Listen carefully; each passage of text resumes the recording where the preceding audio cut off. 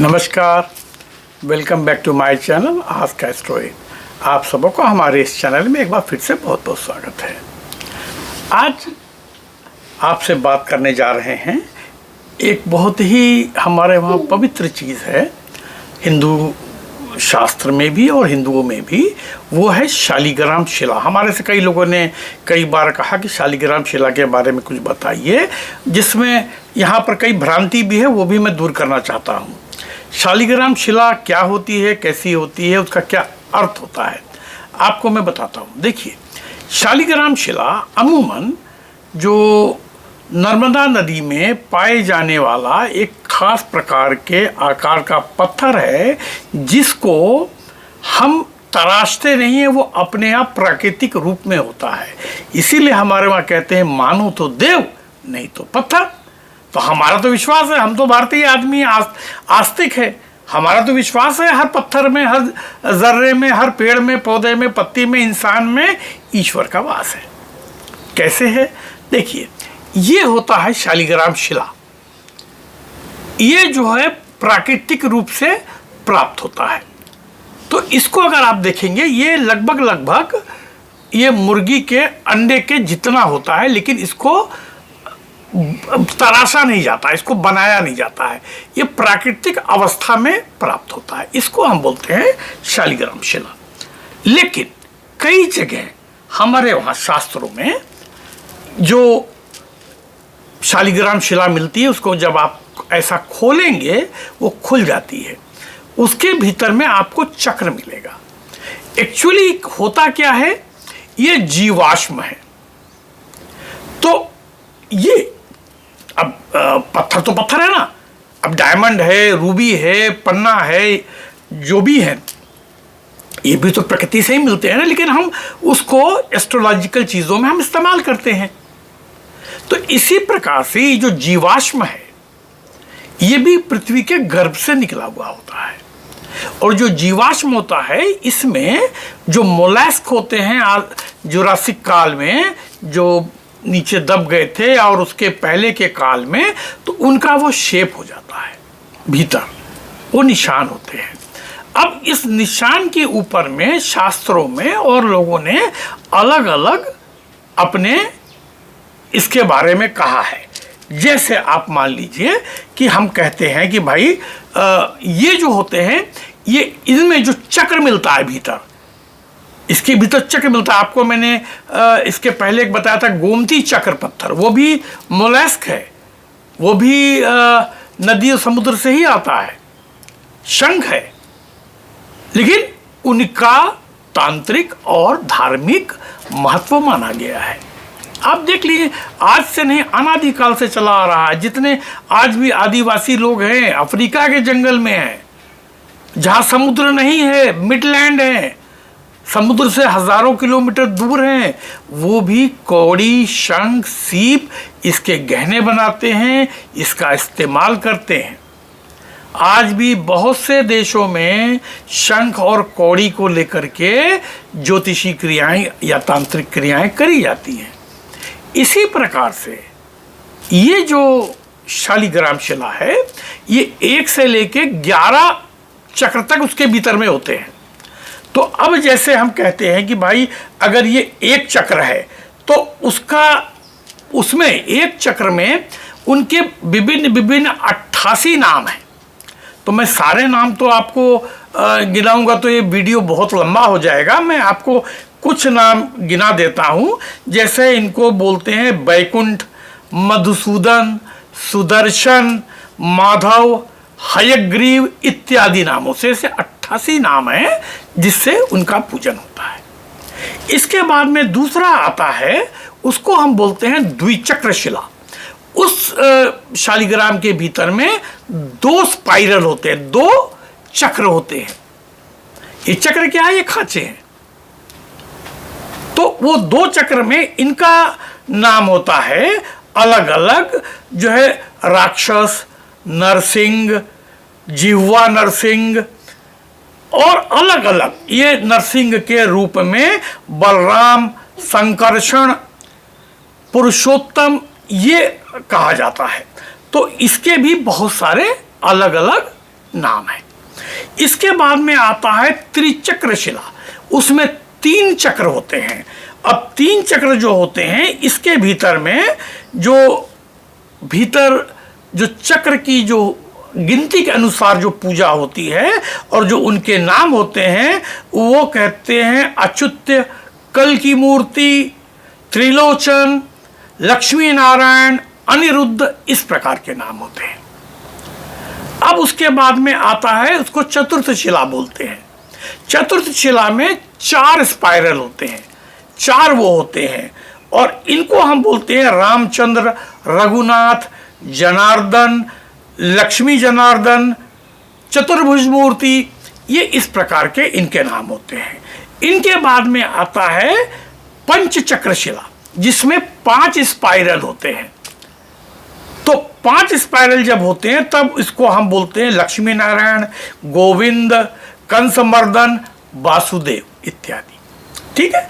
इसके बाद में आता है षष्ठ चक्र शिला, मतलब कि उसमें आपको 6 स्पाइरल राउंड्स मिलेंगे, जो 6 चक्र मिलेंगे भीतर।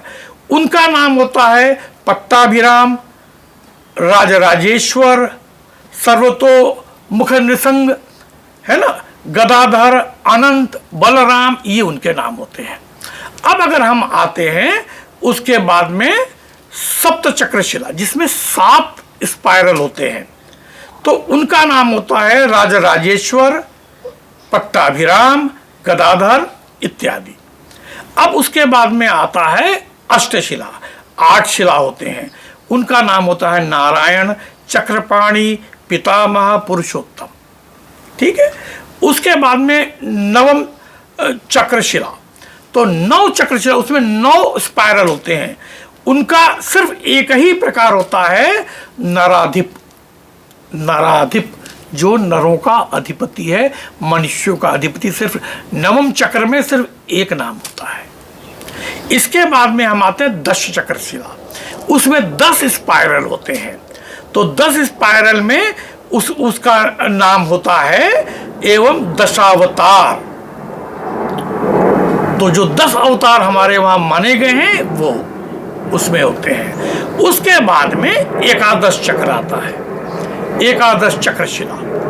तो एकादश चक्रशिला में जो है उसमें लगभग वही सारे नाम हैं जैसे सूर्य मूर्ति, क्योंकि कभी कभी बहुत रेयरली आपको ऐसा भी ये जो शालिग्राम शिला है प्राप्त हो सकती है जिसमें 11 की जगह 12 हो, तो वो साक्षात नारायण मूर्ति होता है। तो इनका पूजन करना बहुत ही हमारे वहाँ फलदायी माना गया, क्योंकि इसको साक्षात कृष्ण का स्वरूप माना गया है। शालिग्राम पूजन, देखिए सत्यनारायण पूजन में सबसे पहले शालिग्राम पूजन जरूर होता है, और हम जो चरणामृत पीते हैं वो पहले पंचामृत होता है। पंचामृत में जब शालिग्राम शिला का हम स्नान कराते हैं तब जाकर के वो चरणामृत होता है, क्योंकि वो स्वयं कृष्ण के, स्वयं शालिग्राम प्रभु के चरणों से वो निकल करके वो चरणामृत हो जाता है। तो ये बहुत ही भाग्यवर्धक और बहुत ही पवित्र माना जाता है। तो अगर आपको कहीं मिले वैसा तो लीजिए, नहीं तो ये शालिग्राम की भी आप पूजा कर सकते हैं, क्योंकि यह जो है ये वास्तव में असली है। इसमें आपको किसी भी चक्र का भेद नहीं, क्योंकि उस चक्र के भेद में मैं आपको किसी अगले वीडियो में बताऊंगा कि उसके पूजन की विधि क्या क्या होती है, क्योंकि हर उसकी विधि डिफरेंट होती है, अलग होती है। क्योंकि एक चक्र की जो पूजा विधि है वो 12 चक्र वाली नहीं होगी या 8वें अष्ट चक्र वाली नहीं होगी, उसकी पूजा विधि डिफरेंट होती है। उसके लिए काफ़ी व्रत और वो करना पड़ता है, और इसमें एक खास चीज़ की ज़रूरत है कि इसमें भोजन निरामिष ही करना होता है। और याद रखिएगा, जो लोग शालिग्राम पूजन करते हैं, बहुत से लोग गले में तुलसी की माला डालते हैं, लेकिन याद रखिए तुलसी की माला गृहस्थ व्यक्ति को नहीं डालनी चाहिए। शालिग्राम पूजन के समय आप पहने फिर उतार दें, क्योंकि अगर आप गृहस्थ जीवन में आप तुलसी की माला पहनेंगे तो दो चीज़ें बड़ी खास हैं। एक तो आपका पति पत्नी का संबंध फिर वो ठीक नहीं होता है, नहीं करना चाहिए। दूसरा, झूठ नहीं बोलना चाहिए। और यहाँ तो हमने देखा है लोग कंठी पहन के, उसको कंठी बोलते हैं, तुलसी की माला को कंठी पहन के दनादन झूठ बोलते हैं, तो उससे आपको उसका फल नहीं मिलता है। क्योंकि ये पूजा जो हम करते हैं, हम अपनी आत्मिक शांति के लिए करते हैं, किसी को दिखाने के लिए नहीं। किसी को दिखा के क्या फायदा मिलना है। तो आप जब अपनी चीज को करेंगे तो सही तरीके से कीजिए। पहनिए, मैं ये नहीं कहता मत पहनिए, लेकिन अगर शालिग्राम की पूजा कर रहे हैं उसके बाद में वो कंठी को उतार देना चाहिए। उसमें व्रत रखा जाता है, निरामिष रहते हैं। इसीलिए हमारे वहाँ कहावत है ना कि भूखे भजन न हो ही गोपाला, ये लो अपनी कंठी माला। रे भाई, खाली पेट भजन वजन नहीं होता। तो खाली पेट का तात्पर्य सिर्फ भोजन से नहीं है, सांसारिक कार्यों से है। तो आप आज के दिन में सारा काम छोड़ के माला नहीं जप सकते। तो आपको इस चीज का बहुत ख्याल रखना है। आप ख्याल रखेंगे निश्चित रूप से, क्योंकि शालिग्राम पूजन बहुत ही फल देने वाला, बहुत पावरफुल माना गया है। तो अगर आपको और कोई डिटेल जानकारी चाहिए, आप बिल्कुल हमको मैसेज करें, मेल करें।